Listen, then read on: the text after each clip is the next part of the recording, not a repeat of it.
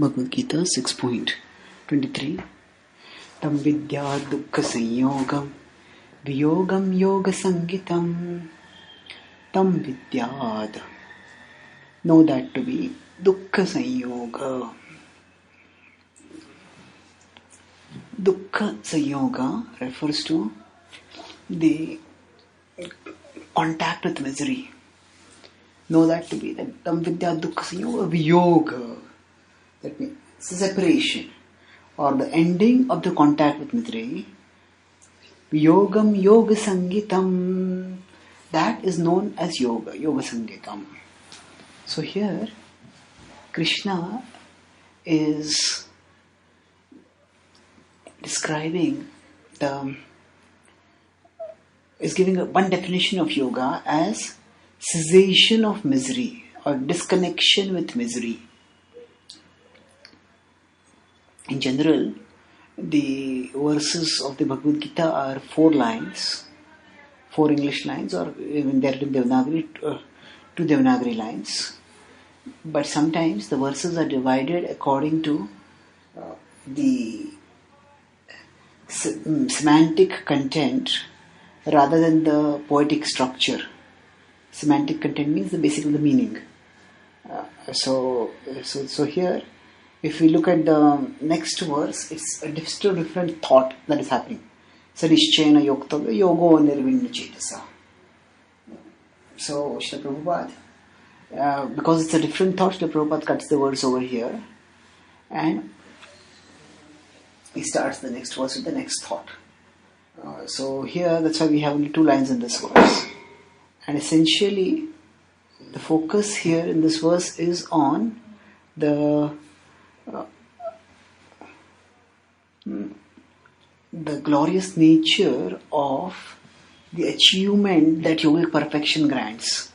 In the previous 3 verses, Krishna has talked about samadhi, and he has talked about how one experiences paschanatman tushyati, delights in happiness within, sukhamatyantikam, one experiences the supreme happiness, and how one basically goes beyond misery.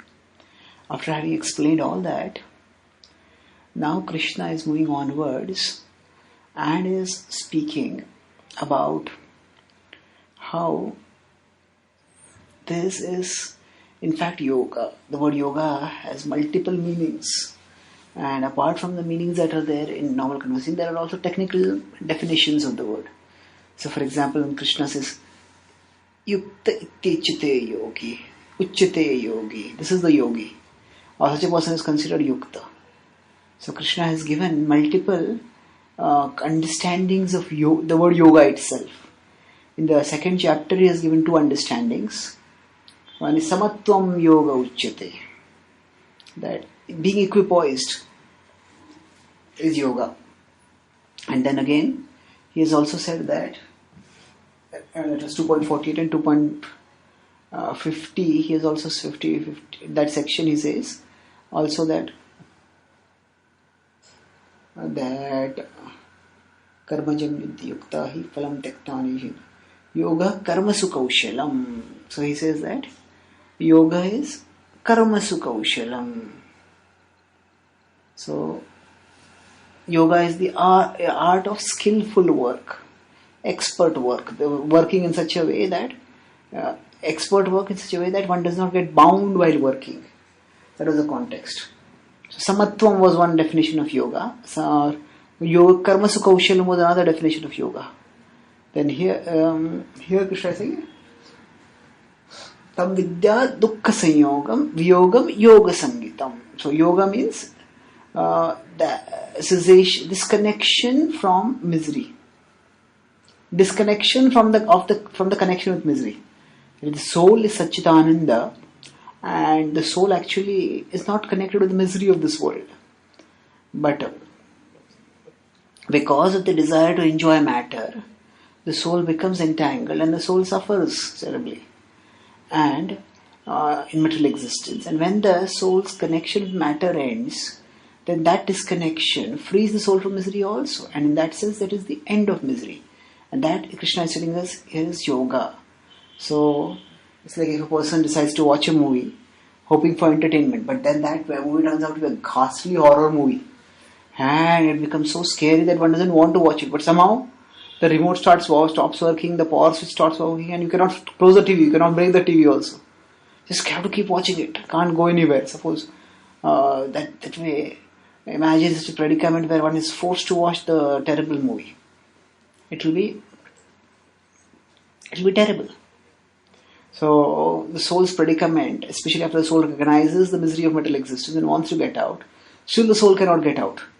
But when the soul is able to get out of material consciousness, disconnect oneself, that Krishna is saying over here is yoga.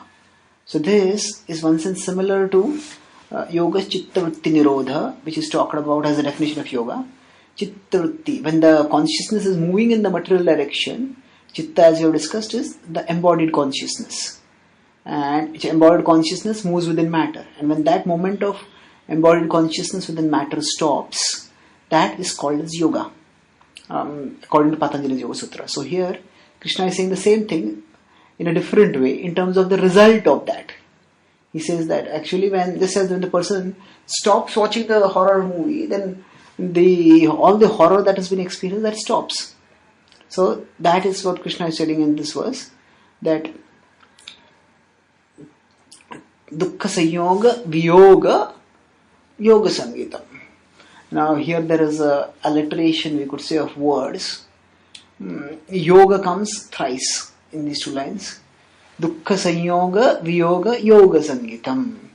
So these are all these examples of this is another example of the poetic nature of the Bhagavad Gita, wherein while conveying a philosophically profound message, the words are also chosen in such a way, not just that they have precise meanings, deep meanings, but along with that, they have poetic appeal also.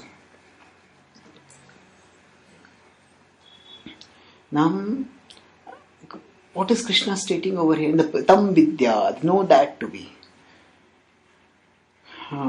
Now, Krishna uses two words, tam vidya and yoga sangita.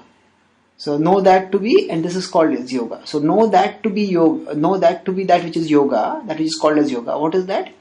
Dukkha sanyoga viyoga. The disconnection from the connection with misery.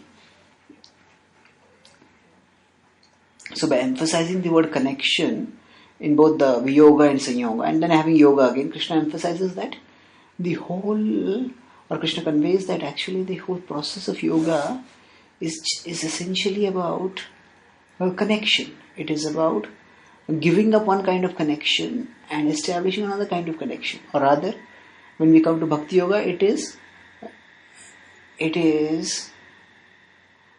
the two happen in parallel. Instead of giving up one kind of connection to take up another kind of connection, it is that just by focusing on one kind of connection and on developing that kind of connection, the other connection automatically becomes redefined in such a way that it no longer is the cause of bondage. That means that instead of just rejecting the material, the devotee focuses on embracing the spiritual. And when the spiritual is embraced, at that time automatically the material is released, not in the sense that material is abandoned or rejected or renounced, but the captivation of the material, captivation of the consciousness by the material ends. Because when we as devotees try to focus on Krishna, we try to embrace the supreme spiritual reality Krishna, then the consciousness, by that effort to focus on Krishna and to absorb Krishna, by that effort itself, the connection with Krishna, the connection to worldly things goes down, and the soul becomes well situated in freedom from misery. So here Krishna has talked primarily about freedom from misery in terms of disconnection from matter. As the Bhagavad Gita will progress in this chapter as well as in its overall flow, the connection with Krishna will also be talked about, as it will be in the last verse of this chapter as well as in the first verse of the next chapter. But here Krishna has defined yoga at this stage in terms of disconnection from the connection with misery, and that itself is a great achievement for those who are caught in miserable material existence. And that achievement is brought about by the practice of yoga. Thank you.